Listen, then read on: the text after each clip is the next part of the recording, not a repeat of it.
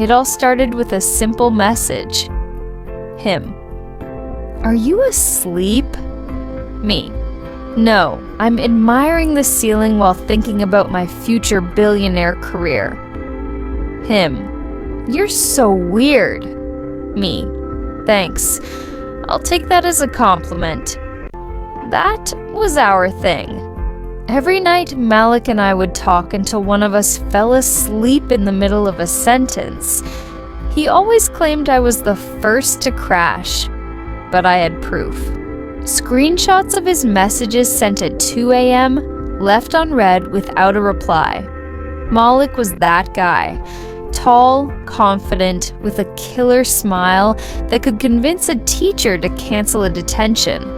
Always surrounded by people, always the center of attention, but when the crowd disappeared, he was different. With me, he could be vulnerable. Funny even. And me? I was Lisa. Not exactly popular, but not invisible either. I was the girl with the best comebacks. The one who could turn a boring history class into a stand-up comedy show. I didn't have thousands of followers on Instagram, but I knew who I was. And so did Malik. With him, I felt special. We never put a label on us. But it was real. Until the day everything changed. One morning, I walked into school and saw him. With her, Sabrina. She was the definition of perfect by social media standards. Gorgeous, charismatic, with a toothpaste commercial smile, and, most importantly, 100,000 Instagram followers. Even her dog had more followers than me. Once, I saw a story where she was putting highlighter on his fur. Yes, her dog. He was glowing more than my entire existence. And then, bam, they were holding hands. I thought my brain had glitched. I even rubbed my eyes. Maybe I was still dreaming? Nope. Because Sabrina turned to look at me, gave me a smug little smirk, and her eyes screamed, I win. And Malik, he knew I was there. He knew what we had, but he ignored me. That night, no message. Not the next night, or the one after that. Nothing. Radio silence. Like we had never existed. Meanwhile, Malik and Sabrina became the school's ultimate couple. Perfectly framed selfies. TikTok videos where they didn't know they were being filmed. Love declarations under every post. I didn't need to see their happiness shoved in my face. Instagram's algorithm, however, decided otherwise. Every day my feed was flooded with Sabrina and Malik couple goals. And the more I saw those posts, the more bitter I felt. Why? Why had he chosen her when he knew I was right there? When he knew what we had? Until the day I got my answer. I could have spent my life torturing myself with that question. But one day, while I was in the school bathroom, because obviously all dramatic revelations happen there, I overheard a conversation. It was Sabrina, and she wasn't whispering. Sabrina.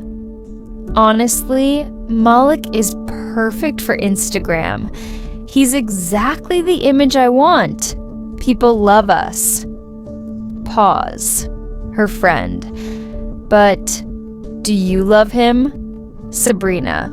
Oh, I don't care about that. As long as he looks good in pictures, it's fine. Bam. I nearly dropped my phone in the toilet. She didn't even love him. And Malik, did he even know he was just a prop for her aesthetic? I wanted to storm out and tell him right then and there. But no, because I had a better idea. wait for everything to crash down. And it happened sooner than I expected. One morning, as I was walking across the courtyard, I heard shouting. I got closer. Sabrina and Malik were in a full-blown argument. Sabrina: "Wait, what? You liked another girl's photo?" Malik: "It's just a picture, calm down." Sabrina: "You've ruined my image." There it was again. The damn image.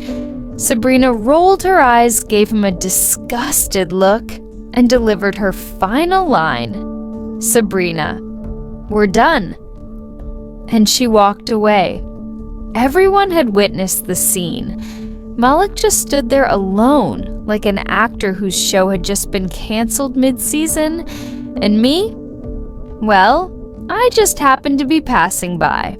I slowed down, stopped next to him. Me: "So, Mr. Popular, being a star isn't so easy, huh?" He looked up at me. He seemed lost, like he had finally realized. Him: "Lisa, I raised my hand. Me: "Let me guess. Now that your sponsored relationship is over, you want to come back?"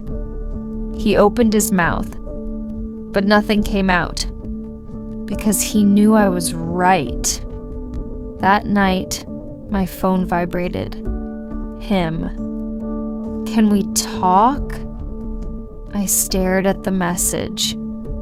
A part of me could have answered. After all, I had liked him, right? But another part of me, the one that knew I was worth more than being someone's backup plan, took over. I put my phone on airplane mode, applied a face mask, and snuggled into bed. That night, I slept well. And Malik, he'd have to learn that in life, image isn't everything. Chasing whispers through the night, secrets buried in the stars, hidden in the pale moonlight. Every glance feels like a spark, every word just out of reach. We're dancing close but standing still, on the edge of love's mystique. In the shadows, in the moonlight, can you feel the pulse so strong? Like a magnet, drawing closer to where we both belong. I am a woman who knows what she wants. And what I wanted was him. Aaron Blackwood, CEO of a powerful company, a man both feared and respected, charismatic, ruthless, and above all, dangerously seductive. I knew it from the first day. When I walked through the towering glass doors for my first shift as a receptionist, my eyes met his. I understood. He was a man who always got what he wanted. And the worst part? I wanted to be his next obsession. So, 3 times. 3 times when the air between us crackled with tension, when no words were spoken, but everything was said. The first time was in the conference room. I was handing him a file. His fingers brushed mine just a touch 1 second. But it was enough to send a shiver down my spine. He didn't move, but his eyes spoke for him. The second time was in the 6th floor hallway, a crowded space, just a fleeting moment. But his hand found my waist as we passed each other. I saw the burning heat in his gaze, but he said nothing. The third time was in the underground parking lot. He was leaning against his car, phone in hand. As I walked past him, his stare locked onto me. A silent challenge. You feel it too, don't you? I wanted to run. I wanted to throw myself into his arms. That morning, I should have been more careful. I should have avoided that elevator.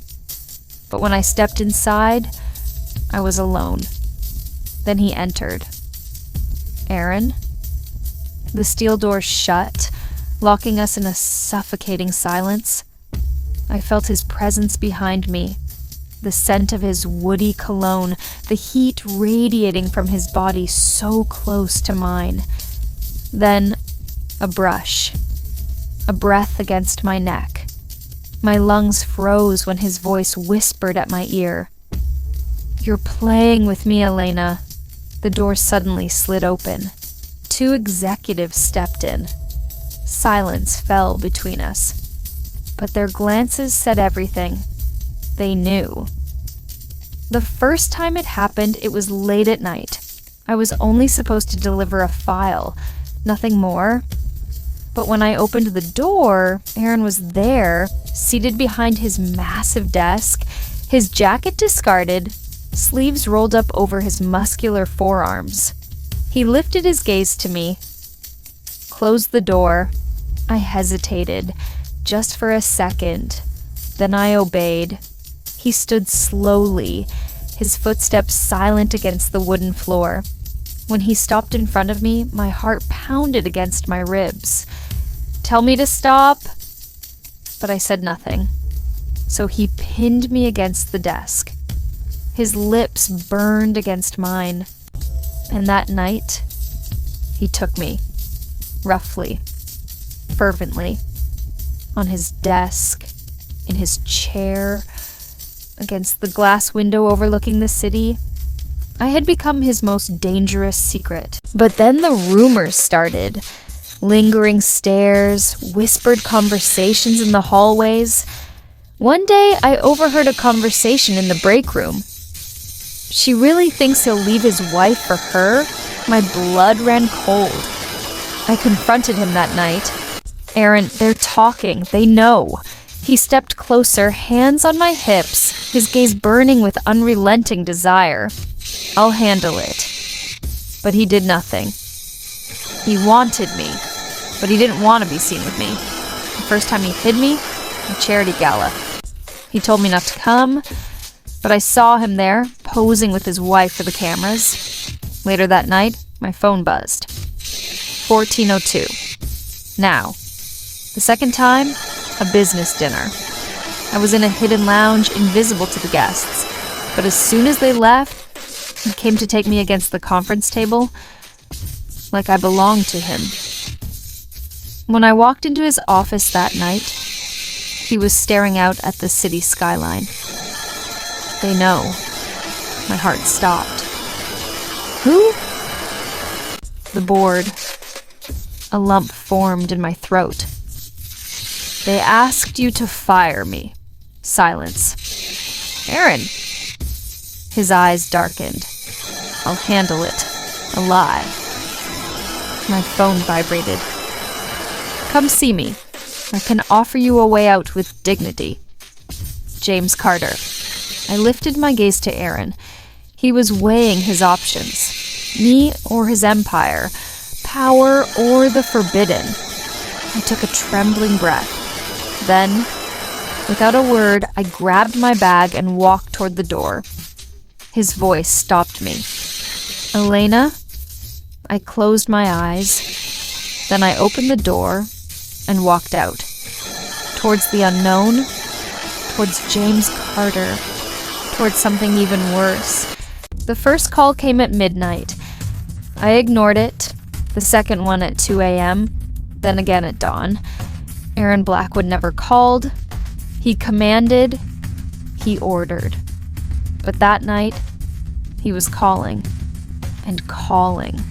And calling. By the end of the week, I had 27 missed calls. I blocked his number, but deep down I knew. Aaron Blackwood never let go of what was his. And in his mind, I was still his. I wasn't expecting him. Not at my door, not at midnight. And yet, there he was, standing in the dimly lit hallway, rain dripping from his dark hair, his shirt clinging to his sculpted frame. His jaw was tight, his eyes blazing with something raw. something desperate. You blocked me. I swallowed. It was the right thing to do.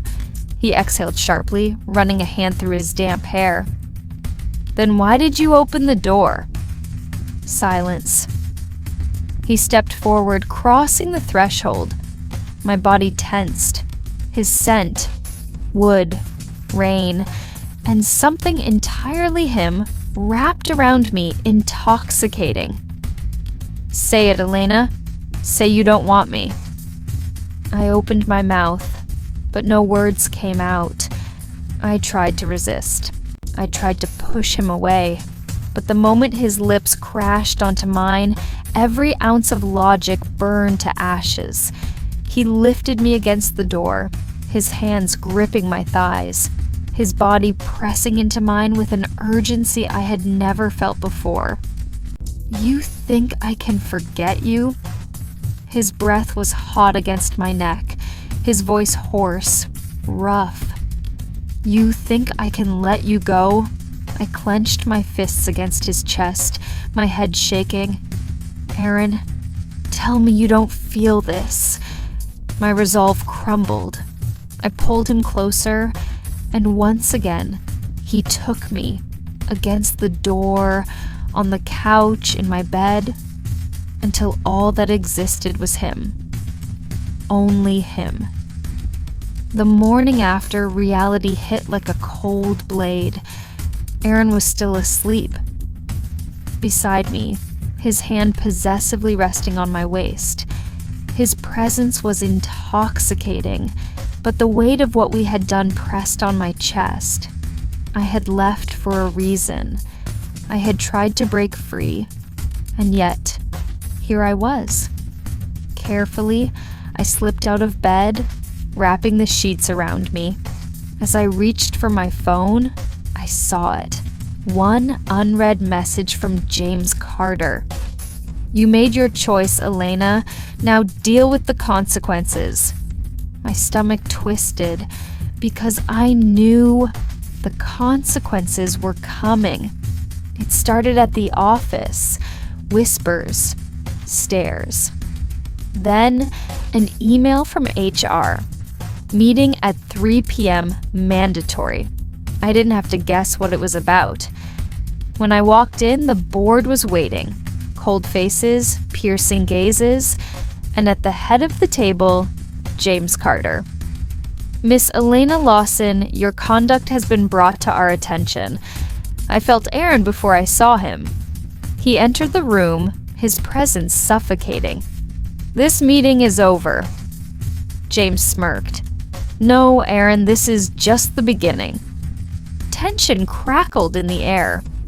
My pulse raced, because I realized something. James Carter hadn't been a way out. He had been a trap. And I had walked right into it. That night, Aaron's grip was like steel around my wrist. What did you do? His voice was low, controlled, but the fury simmered beneath. I didn't do anything. Oh, bullshit. James wants to ruin me, and now he has you. His words sliced through me. Huh. I'm not a pawn, Aaron. He stepped closer, his chest pressing against mine, his breath warm against my lips. No, you're the queen. But even queens can be sacrificed. My heart pounded, because for the first time I wasn't sure if Aaron was here to protect me or to destroy me. I had to leave, for real this time. No running back, no second chances. But as I packed my bag, my door burst open. Aaron. His eyes burned with a desperation I had never seen before. Don't do this. I shook my head. It's over. He grabbed my face, forcing me to look at him. Say you don't love me. Tears pricked my eyes. Love has nothing to do with it. His lips crushed mine in a brutal, searing kiss.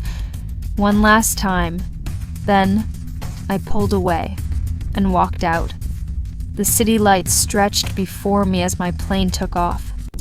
I didn't look back. James Carter had given me a new job, a new identity, a new future.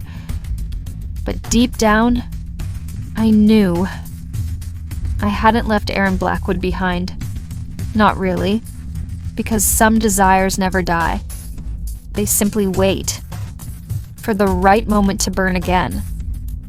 He was my forbidden desire, my greatest mistake, and maybe my only truth. Two hearts in the dark, chasing whispers through the night. Secrets buried in the stars, hidden in the pale moonlight. Every glance feels like a spark, every word just out of reach. We're dancing close but standing still, on the edge of love's mystique. In the shadows, in the moonlight, can you feel the pulse so strong? Like a magnet, drawing closer to where we both belong. The first time I saw him, I knew I wanted him. Not in a fleeting or childish way. No, it was something far deeper. Gabriel Moreau was the kind of professor who didn't just teach. He captivated. With every word that escaped his lips, every movement he made, the entire room hung on to him. There was an undeniable magnetism about him. Charismatic, brilliant, and to top it all off, devastatingly attractive. I watched him closely, more than I should have. He was standing at the front of the classroom, writing something on the board. The way his hands gripped the marker, how his lips parted slightly when he spoke, the subtle shift in his expression when he focused. I couldn't tear my eyes away from him. Each subtle movement made me want him more. He was unaware of my gaze at first, but I was aware of his. When our eyes finally met, something electric passed between us. A fleeting moment, but it lingered, much like the way the tension built in my chest. I wanted to possess him, his mind, his body, his very soul. And I would. I started small, subtle, calculated. I stayed after class, pretending to go over some notes, when in reality, I was watching him, waiting for him to notice me. And he did. I asked him questions, simple, innocent ones at first. "Professor, could you clarify that point on the board?" Or, "I was thinking about what you said earlier, and I wanted to ask." It wasn't really about the questions. It was about the way he responded to me, the way his gaze softened, the brief moments when his lips would part as if he was considering something more than just my question. And then, there was the touch. It was small, almost unnoticeable. My fingers brushed his as he handed me back a paper. It was an accident, of course, but I could see the way he paused, the way his eyes narrowed for just a second. He noticed me, but he resisted. "You're a brilliant student, Lena," he said one evening, his voice warm but distant. "But you shouldn't waste your time on things that don't matter." I smiled, a soft, confident smile. "I'm not wasting my time, Professor." He didn't respond, but I could see it in his eyes. The hesitation, the tiny crack in his resolve. I upped the ante. I started dressing differently, more carefully, not revealing but deliberate. Each outfit chosen to flatter my body felt like a weapon, a tool, and I used it. I let the scent of my perfume linger in the air, knowing he would catch a whiff of it when I walked by. I wanted him to want me, to need me. One evening I found him alone in the library. The hum of the fluorescent lights was the only sound around us. I approached, my heart racing, but I remained calm, poised. "Professor Moreau," I said, letting my voice drop low, just enough to be seductive. "Lena," he replied, his tone cautious, but his eyes were already on me, watching, waiting. I slid a book across the table, my fingers brushing the edges. "It's a collection of poetry I think you'd like." He glanced at it, then at me, his gaze lingering longer than it should have. For the first time, I held his attention, and I saw it in his eyes, the hunger, the desire. I knew then that I had him. A week later, it happened. I accidentally ran into him after hours. It was late, and the hallways were deserted, the silence oppressive. "Professor," I said, my voice breathless. "I didn't know you'd still be here." He hesitated. "You should go home, Lena." But I wasn't going anywhere. Not now. I stepped closer, just a fraction. Close enough that our proximity could no longer be ignored. "And if I don't want to?" I asked, my voice barely above a whisper. He exhaled sharply, rubbing his temples, a sign of the stress I was causing him. "You don't understand how dangerous this is." I tilted my head, feigning innocence. "Then why do you look at me like that?" He didn't answer, because we both knew. He looked at me like a man who was torn between what he should do and what he wanted to do. The next time we were alone, it happened. It was inevitable, really. The tension between us had been building for weeks, and I could see it in his eyes. Hesitation, fear, but something darker too. Something undeniable. "You need to stop," he whispered, his voice rough. I stepped forward, undeterred. Or what? He clenched his fists at his sides, fighting to keep his composure. His muscles tightened, his breath shallow. He was losing control, and I could feel the shift. "Or I'll walk away," he said, but there was no conviction in his voice. "And if you don't?" I taunted. And then it happened. His lips crashed into mine, fierce, desperate. All the restraint he had tried to hold on to came crashing down, and we both gave in. We both knew we had crossed a line, and neither of us wanted to go back. After that night, we couldn't stop. Each stolen moment felt like we were playing with fire. Every glance in class, every subtle touch in the hallways. Dangerous. Reckless. At night, we met in his apartment. The world outside didn't exist. There were no expectations, no boundaries. Just us, lost in each other, in the darkness where no one could see. I should have been afraid. We both should have been. But we weren't. It was impossible to resist. But then something shifted. Gabriel started pulling away. His eyes, once filled with longing, now held something else. Worry, guilt, fear. "We can't keep doing this," he muttered one night after we'd been together. His voice was strained, his hands shaking as he lit a cigarette.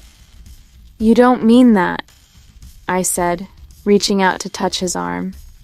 He flinched, pulling away from me. "This will end badly," he said, his tone final. I cupped his face, forcing him to look at me. "Then let's not think about the end." And just like that, he gave in again. Emma had started watching us. I noticed her lingering glances during class, the way she would stare at us almost too intently. It was obvious. She knew something was going on. One day I saw her talking to Gabriel after class. I felt the familiar sting of jealousy. She was too close to him, too familiar. It made my blood boil. She knew. And I knew deep down that she would use it against me. Emma cornered me after class one day. Her arms were crossed, her gaze icy. "I know what you're doing," she said, her voice low and threatening. I smirked, trying to mask the unease in my chest. "And?" I challenged. "You think you can get away with this?" She sneered, taking a step closer. I leaned in, my voice low, calm. "I don't think," I whispered. "I know." But even as I said the words, doubt began to creep in. Was I really in control anymore? That night, we made a mistake. We were careless, so reckless. We met in his office, a place we had both grown accustomed to, where no one would ever look for us. The door was slightly ajar, and I felt the prickle of awareness that we were being watched. I didn't know by who, but I felt it. Someone was watching. I could sense it in the air, the tension, the heat. I didn't know who it was, but I knew it didn't matter. The next day, I saw it in her eyes. Emma knew. She was smug, walking past me with a knowing smirk. I could see it now. She had been watching us. And now she was going to play her hand. I tried to warn Gabriel, but he wasn't taking me seriously. "You're being paranoid, Lena," he said, dismissing me with a wave. But I wasn't paranoid, and soon everyone would know the truth. Gabriel started avoiding me. His coldness was palpable. "Emma is watching us," I told him, feeling the weight of the situation. "So what?" he responded, his voice hard. I clenched my jaw, trying to keep my emotions in check. "You don't care." His silence was deafening, and that silence was the answer I had feared. Then it happened. A video of us in his office. Emma had filmed it, and now she had the ultimate weapon. The message came in that night. "Obey me, or everyone will know." She wasn't just watching. She was playing her own game now, and she wasn't going to stop until she had me in her grasp. But she underestimated me. The next day, the video was everywhere. It spread like wildfire. Students, professors, the administration. There was no escaping it. Gabriel was suspended immediately. His career was over. And my name? It was on every whisper, every stare. Everything fell apart in the span of hours. Gabriel refused to see me. "I'm finished, Lena," he said, his voice hollow. "We can fix this," I pleaded, but he laughed bitterly. "You still don't understand. You ruined me." And maybe I had. Maybe we both had. I became a ghost at school. The stares, the whispers, the judgment. It felt like I was drowning. The university was deciding whether to expel me, but I already knew what I had to do. I stayed locked in my room for days, my mind a storm of confusion. Should I go back, try to fix it, or walk away? For the first time in my life, I didn't have the answer. One morning, I woke up. I stared at my reflection, not recognizing the person staring back at me. Then I grabbed my bag and I walked out the door. Because no matter what, I wasn't the type to run. Two hearts in the dark, chasing whispers through the night.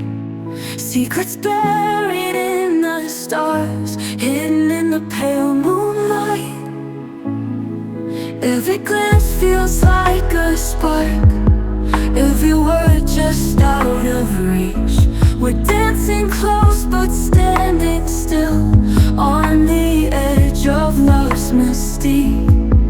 In the shadows, in the moonlight, can you feel the pulse so strong? Like a magnet, drawing closer to where we both belong. should never have entered that bookstore that day. My world was made of lavish dinners, tailor-made dresses, and frozen smiles. A universe where everything was calculated, where my parents controlled every aspect of my life. But that day, I ran away. And that's when I saw him. He was leaning against a dusty bookshelf, a book in hand, completely absorbed. His brown hair fell over his forehead, and his worn-out jeans contrasted with the elegance of the place. Our eyes met, a suspended moment. Then he smiled at me, and I knew. I returned his smile and fled, but I kept coming back again and again. We started talking, first between the shelves, then on a park bench nearby. "You're different from the others." "What do you mean?" "Your world isn't mine, but you don't seem to care." He was right. Elliot lived in a neighborhood my parents would never set foot in. He worked at a cafe to pay for his studies, while my future was paved with gold. But with him, everything felt real. At night, I would return home, my heart still racing to the rhythm of his words. My mother watched me, intrigued. "You look radiant, my dear. Have you met someone?" I laughed to hide my panic. Of course not. I learned to lie effortlessly. At every dinner, every gala, I forced myself to smile at the suitors my parents introduced me to, while my heart already belonged to a boy they would despise. We met in secret, in the city's hidden corners, a back alley after his cafe closed, a deserted garden under the moonlight. He took my hand, and the rest of the world disappeared. The first time he kissed me, I felt the ground vanish beneath my feet. It was burning, desperate, a love born in defiance. My brother was the first to see through my act. "You've been coming home late these days." I was with Aeneas. Liar. His gaze scrutinized mine. I looked away. The truth exploded like a storm. A friend of my father had seen us together. He called him immediately. I was in my room when my father burst in, fists clenched, eyes dark. "Who is this boy?" My throat tightened. "A friend." He laughed coldly. "A friend who touches you in the street?" That night's dinner turned into a trial. My father, the judge. My mother, the silent witness. Me, the guilty party. "He's manipulating you. He wants your money. He loves me." That's a lie. That night I received my first slap.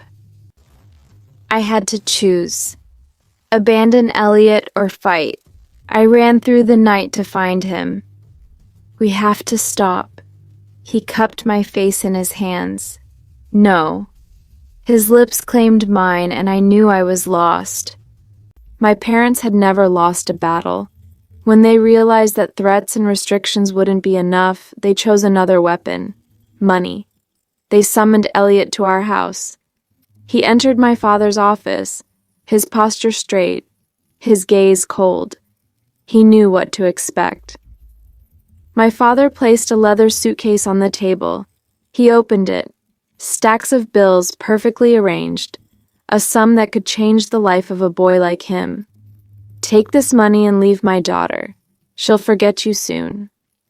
Elliot didn't even blink. He ran his fingers over the bills, slowly. Then, without warning, he knocked the suitcase over with a sharp motion.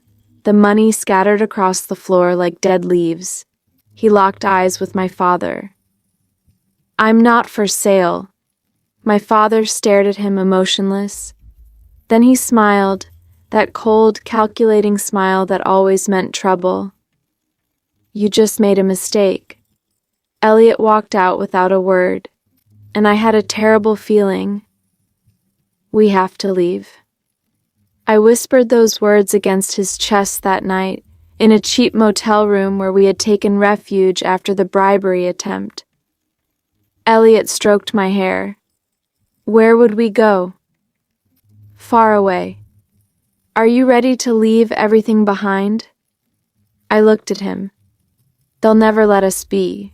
If we stay here, they'll find a way to destroy us." Elliot sighed and took my hands. "Then let's go." We had a plan. At dawn, we would leave the city, but we underestimated my parents. Someone had betrayed us. I didn't know who, but my father knew everything. They found us at the train station. I turned to Elliot, panic rising in my chest.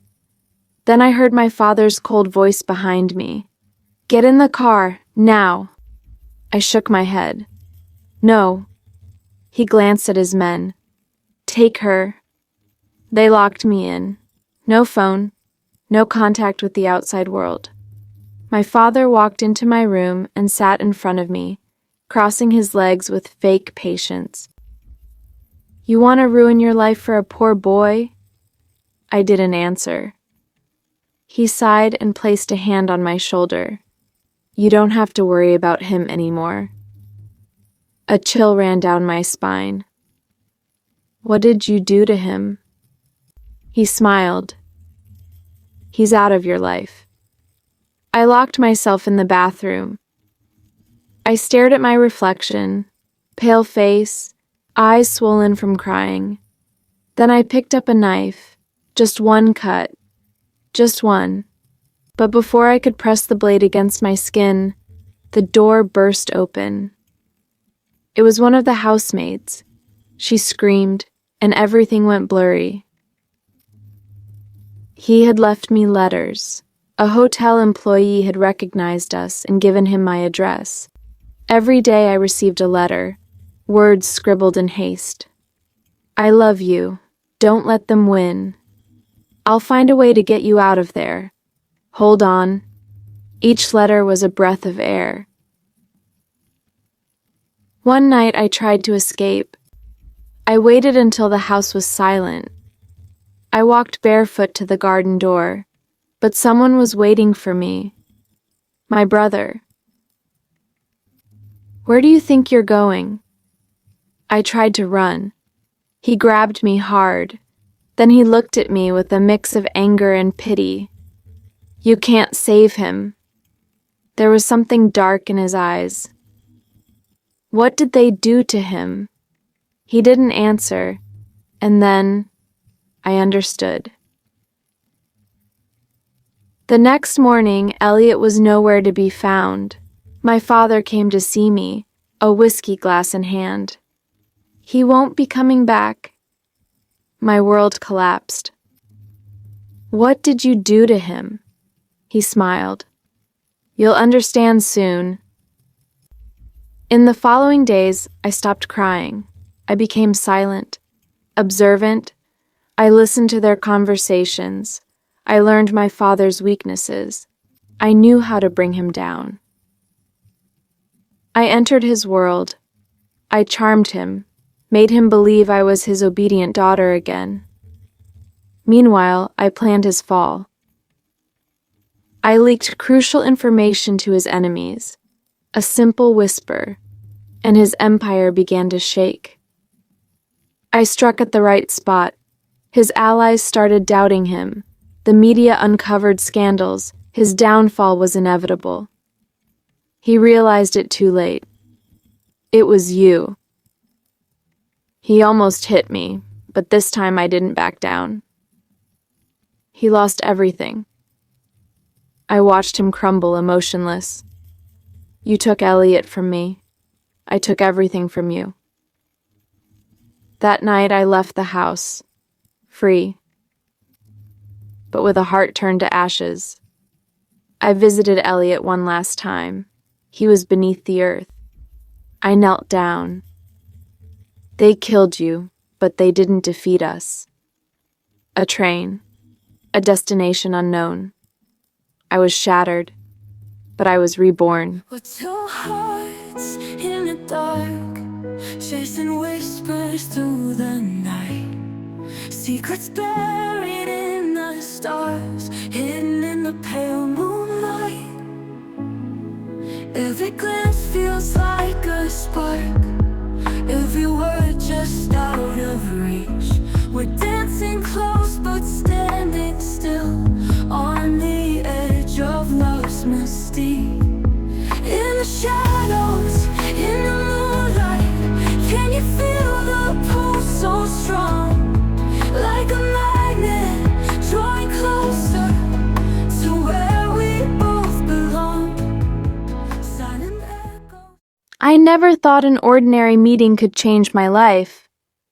Ethan arrived in my small town in Iowa one autumn afternoon. A photographer passing through, he asked if he could take a few photos of me. Nothing special, just a simple smile in response to his request. But what struck me was the way he looked at me, as if I wasn't just an ordinary girl from Iowa, but someone unique. I gave him my time, feeling a bit shy, but he made me feel at ease. That's how it all started. He set up his camera in the park where I was walking. I didn't know how to pose, but he guided my movements gently, every gesture feeling natural under his instructions. Then he asked me to close my eyes, to relax. I did as he said. I didn't know I could feel so vulnerable in front of him, but it was like I was in a dream. After the shoot, Ethan invited me for coffee. He told me about his travels, his plans, and I felt an immediate connection between us. There was something in his gaze, a depth that touched me more than I wanted to admit. I was starting to get attached to him, without intending to. It was inexplicable, but I felt it was different from anything I had ever experienced before. It was a quiet evening. Ethan drove me home after dinner. He stopped in front of my door, and for a few seconds we just looked at each other, wordless. Then he gently stroked my cheek before placing his lips on mine. It was a soft kiss, but full of desire. My heart raced in my chest, and I knew everything had changed. After that kiss, I couldn't stop asking myself questions. Why me? Why now? Ethan seemed so confident, so captivating, but I didn't really understand what he wanted from me. Did he feel the same as I did? Or was this just another adventure in his life? Every time he looked at me, I felt like he saw beyond my appearance, but I also feared that he would leave me, like so many others before him. A few days later, he invited me to his gallery. He was showcasing his photos and wanted me to be there to see his work. I was nervous but curious to discover his world through his images. When I arrived, he was there, surrounded by his works, but as soon as he saw me, he left the crowd and came straight to me. He took my hand, a sincere smile on his face. "I've been waiting for you," he said. Over the weeks, our relationship became more intense. Our moments together were filled with desire, but also with a growing connection. Ethan was a mysterious man, but that's what fascinated me. Every gesture, every word made me vibrate. I couldn't stop thinking about him, wondering if we had a future together. The night we finally shared more than just kisses was a moment I would never forget. We were both in his apartment, surrounded by photographs of distant landscapes, but it was only him I could see. When our bodies joined, it was as if everything fell into place, as if we were made for each other. After that night, something changed between us.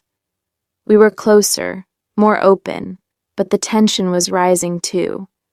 There were times when I felt completely overwhelmed by the passion, and others where the fear of losing it all paralyzed me. And yet, I couldn't pull away from him. Every smile, every word he said made me doubt. Why me? Why did this relationship seem to be more than anything I had known before? I started to observe everything around him. Every woman who spoke to him, every glance he gave to someone else drove me mad. Why was I so jealous? Ethan had given me no concrete reason to justify it. But that fear of him leaving me, of him replacing me, gnawed at me. I felt like he could disappear as quickly as he had entered my life.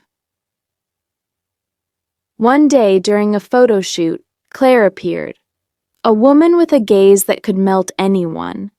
She had that kind of presence, that natural charisma. Ethan knew her well.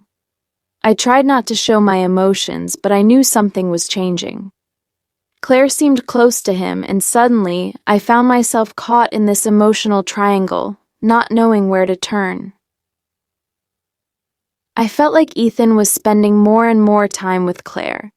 When he was with me, he was perfect, but as soon as she showed up, he became more distant. I had a knot in my stomach, this feeling that something was slipping away from me. Was I holding on to a mirage? Was I going crazy from the fear of losing him? One night, I couldn't stop myself from questioning him. Ethan, are you still as sure of yourself? He looked at me with an intensity that made me shiver. I've never been so sure of anything.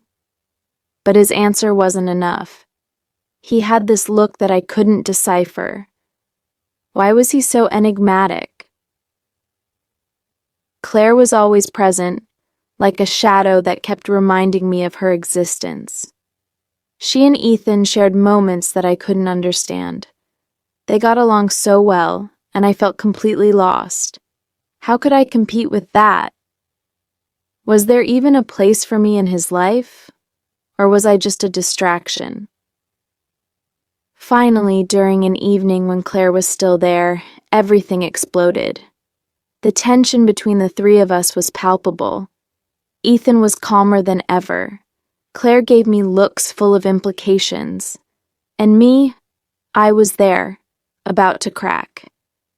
But I needed to know the truth. Why all this? Why the two of them? Why me? I can no longer ignore what's happening between them. Ethan and Claire seem too close, too connected. It's unsettling. It's not just an impression.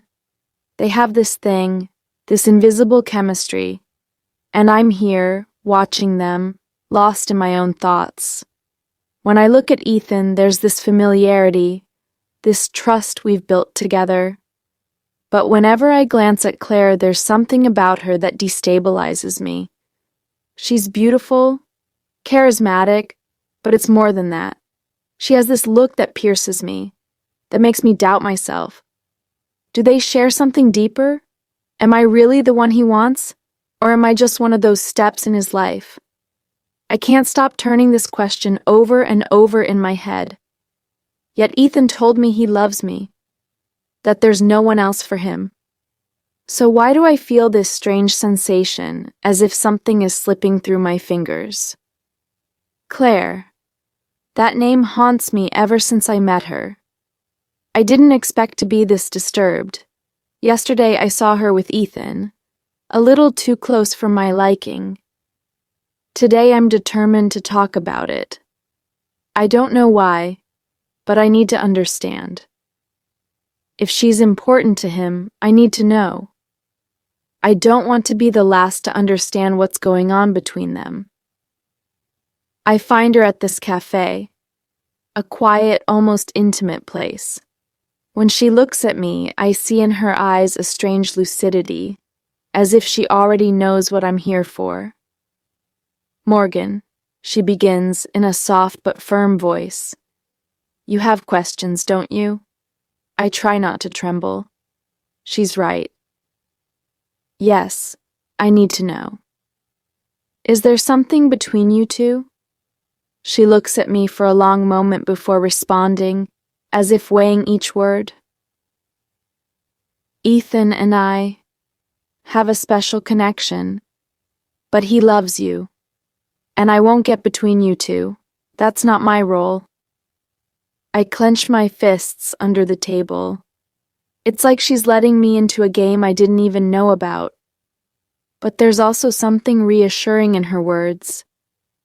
Maybe it's not me who's messing everything up. Maybe I'm just too sensitive to what's going on around me.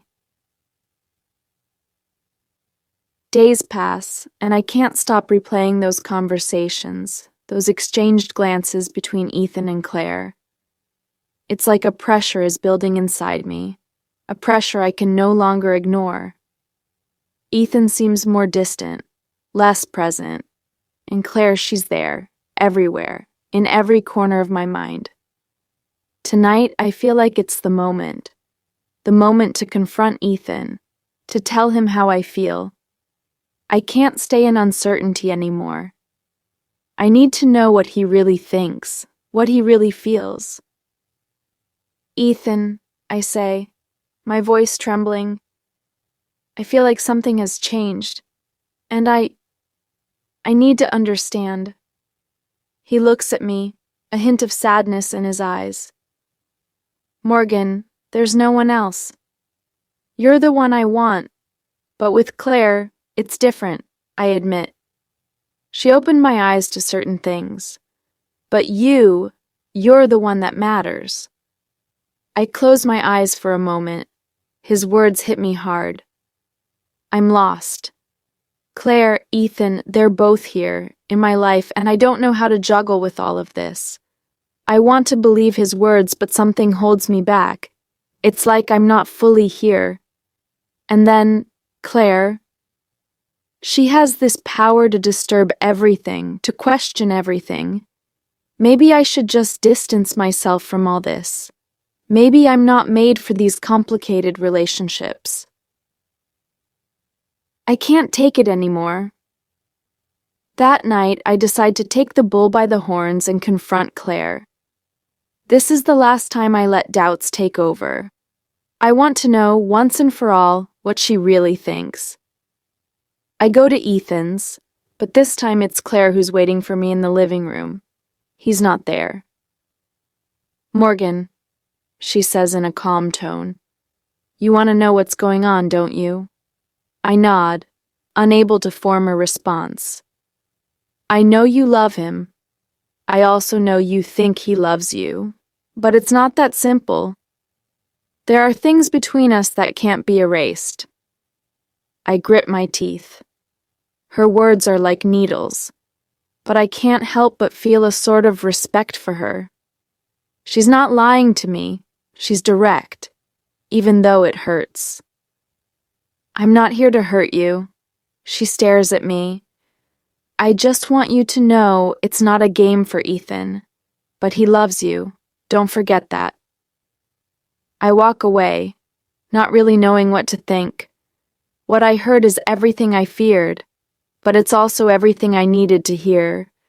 I now have all the cards in my hands to make my decision. Yet something tells me this choice won't be easy. Am I ready to lose all of this for a love that now feels too complicated? Night falls, and I'm left alone with my thoughts. Every glance exchanged, every word spoken, every gesture between Ethan and Claire torments me. Ethan, the one who's always been there for me, the one who gave me a stability I'd never known. And Claire, this force that attracts me as much as it scares me. How do I choose? How do I know what's right? I could walk away, erase it all, forget it all. But deep down, I know I don't have the answer yet. Maybe I'll never have that answer. I'm losing my grip, but I've also found myself. I need to decide what I really want, what I want, without letting them influence me. But the truth is, I don't even know what I feel anymore. We're two hearts in the dark, chasing whispers through the night. Secrets buried in the stars, hidden in the pale moonlight. Every glance feels like a spark, every word just out of reach. We're dancing close but standing still